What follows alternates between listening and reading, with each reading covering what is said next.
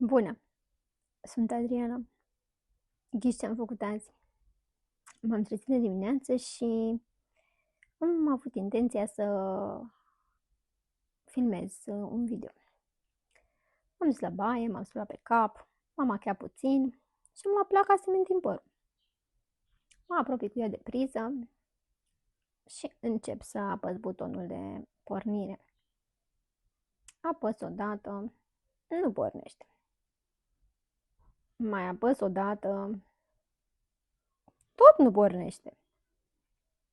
Și mă gândesc. Oare ce s-a întâmplat? De ce nu funcționează? S-o fi stricat?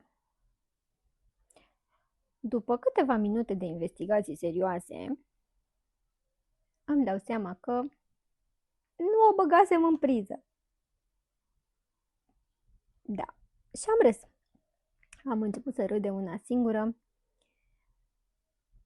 pentru că mi-am dat seama cât de des facem asta în viață.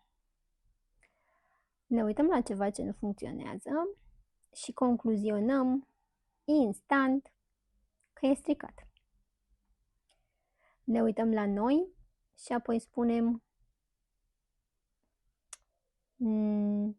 nu sunt suficient de bună, nu sunt pregătită, nu mă descurc, nu știu și poate nu pot. Dar dacă nu asta este problema, dacă nu suntem stricați,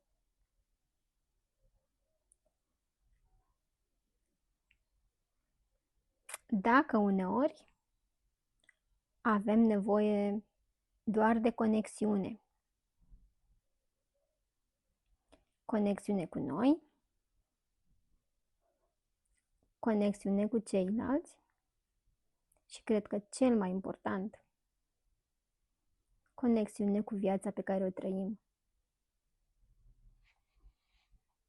Și partea amuzantă că după toate aceste realizări am plecat să înregistrez videoclipul.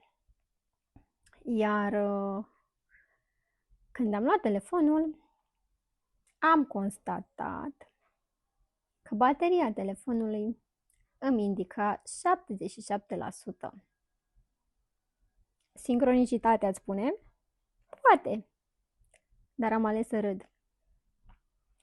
Așa că dacă astăzi ai simțit că ceva nu merge,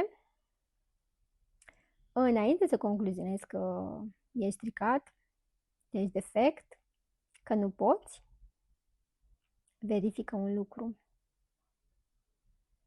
Poate nu ești stricat.